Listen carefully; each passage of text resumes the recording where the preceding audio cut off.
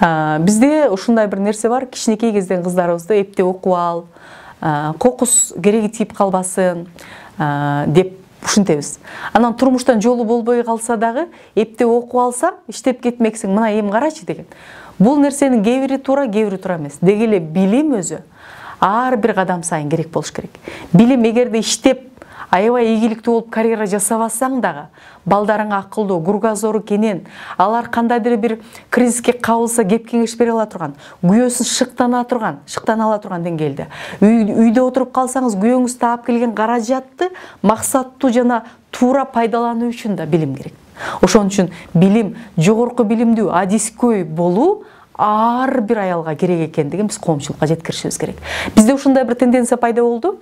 Биз бирөөнүн кызын окуп жаткан кызын келин кылып алсак, эмне кереги бар? Үйү бар, машинеси бар, камсыз, кемчилик жок. Бул окубай эле койсун, окусун, улантпай эле койсун дейт.